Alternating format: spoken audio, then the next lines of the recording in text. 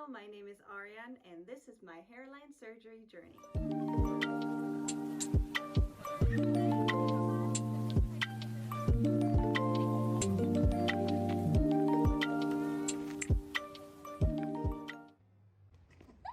Hello everyone, welcome back to my channel. In today's video I want to start with a trigger warning because this will be the episodes where you will see videos and or photos of the healing part after the procedure, and some of them have a little blood. So if this is a trigger for you, there will be title pages that will separate these parts from the rest of the video, so make sure you watch at your own discretion.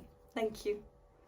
Hello, welcome back to my channel. This is my hairline journey episode 3, and I am going to go over the healing process from 1 day in until 2 months in. What you'll have is basically the day by day filmed in my bathroom, always using the same light, so it's a terrible lighting, but it's at least going to be the same every single time, so you can tell for yourself how it evolved.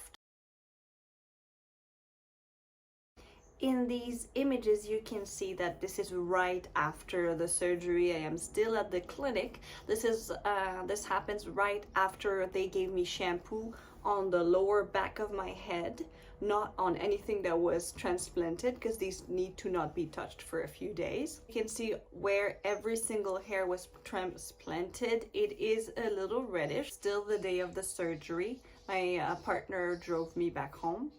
And what I had to do is, there's that one saline water bottle spray that they gave me, and I had to finish it until the bottle had no more water in it to stop scabbing, because it's gonna like wash off whatever blood would come out and let the hair follicle just like set in place.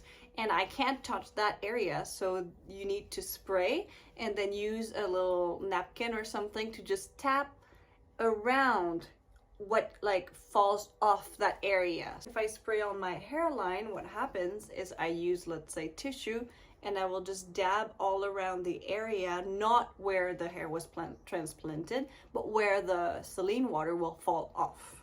It's very important not to touch anything that has been put there, because they are very fragile at the moment. As I kept spraying and just wiping my face, not the transplanted area, you could see the scabbing just dissolved, so the area became cleaner. We could actually see the skin. There was no scabbing, no blood, so it was really like constant spraying was making sure the area stayed clean, free of germs, and also the scabbing would not damage the roots.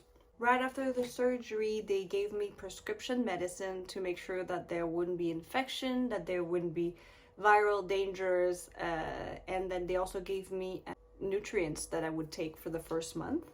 So on the first day, I wake up with these bloody spots a bit all over my face, and this is reacting to one of the medicine they gave me to prevent infection. So I can tell my body really is like, no, I hate this, stop this. So I took it one day and I stopped, and it was okay, because nothing, like, I didn't have anything infected. So if this happens to you, this is why. Luckily for me, I didn't have to take it more than a day. I think they gave me 2 days worth or 3 days worth, and after a day I asked them and they told me it was okay to stop. So I stopped. On the next morning, you can see that the scabbing is reduced to a minimum. There's almost nothing. It's a clean area because it's been cleaned with the saline water. And they gave me a little blue piece of fabric like they have at the dentist, in case the back of my head where they extracted hair bled a little bit on my pillow, and spoiler alert, they did not. So it was completely clean. Day 2, don't mind my squinting, it's quite early in the morning. It started bruising a little, as they told me it would, because obviously things have been like played with. So you can see a little bit of bruising, but it's not alarming since it was something I was told.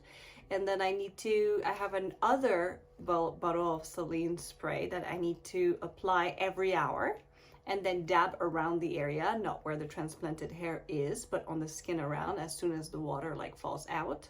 So that bottle should last a day or 2, should be applied every hour.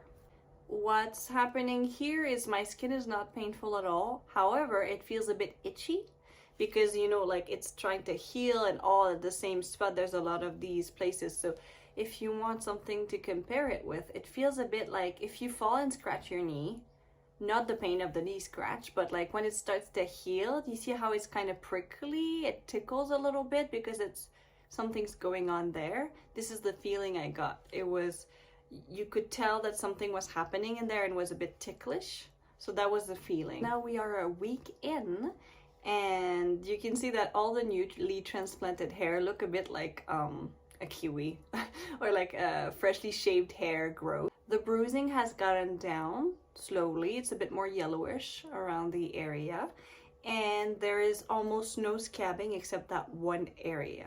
If you look at the back of my hairline, you will see, you can notice that the hairs that were transplanted there are a bit thicker than the ones that they put at the front, because they are mimicking the natural way that a hairline will grow. So we are 12 days in, and I want to add a disclaimer to start. It's, if you can tell that round bruising on my forehead, this is not due to the transplant.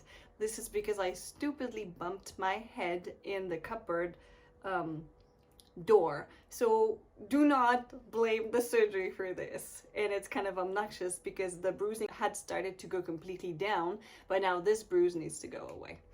What you can see here is the skin around under my hairline where the scalp is looks a bit crusty. It looks a bit like I have dandruff. It's because I cannot rub it when I wash it. The way to wash it for it not to be damaged is I make the shampoo foam in my hands, and then I slowly put the foamy parts of the shampoo on the transplanted area, wait 3 minutes, and then just rinse it off with water. That's why the skin itself, I cannot like rub it and clean the dead skin, and it looks a bit like this. So it's 12 days in, so after 2 weeks I will go to the clinic again, and then they will give you a good shampoo and I will be able to wash them properly. They also sell a special shampoo to help the growth, but I really like the shampoo I use from Function of Beauty, so I just stuck with mine. I don't know if that was a good idea or not, but that was how I decided to do it. Today is exactly 2 weeks in, and I wanted to add a thing because I don't think I mentioned that like the parts where I did my transplant, yes, the top of the hairline also, but I did the sides and here, and they added a bit more thickness in there. I think in the very first video I mentioned it, but the reason they do that is because if you just add a little bit of hair here, the whole face becomes unbalanced. So they just like did the whole thing so it would be a bit more equal.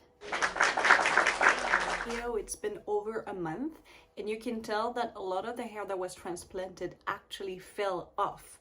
Now, what does that mean? What happens is, in general, when you get hair transplant at any clinic, you will lose from 80 to 90% of the hair that they put in on the first month. You'll lose these hair, and then from 3 to 9 months in, they will grow back because the stem cell would be okay. It's just the hair itself that like the trauma of transplant will have like killed that one hair, but if the cell is alive, it will grow anyway.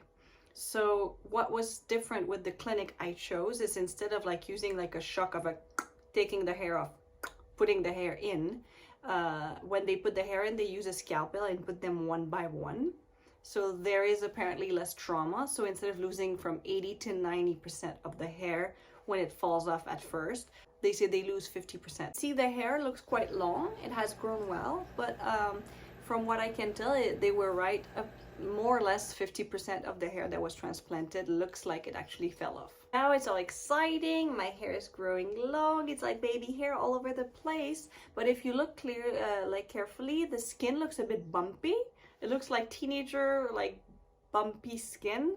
It's because I'm taking nutrients. The new skin is trying to let all those cells grow back again. I am guessing that this is the reason this happened. You can also see there's a little spot that seems to be a bit bolder than the others. I'll be like looking at it and making sure everything's fine. So we're a month and 3 weeks in. You can see that some of the hair has fallen off, but you can also see new growth. So this is very good news, and I'm happy to look at how it's evolving. There are a few spots that are a bit bolder than others, so I'll be looking at them carefully and see how it goes. We're exactly 2 months in, and I'm just out of the shower. You can tell a lot of them have grown nicely, but there's a few spots that haven't really taken well, so I'll be asking about those. Those are really the only area where it didn't seem to pick up well. And there's a bit of redness, but I think this is just because the skin is like slowly healing, so that again I'll also be monitoring closely. So that is all for the third video. Thank you so much. Make sure you like and subscribe, and if you have any question, ask me in the comments. I'll see you in the next video. Thank you.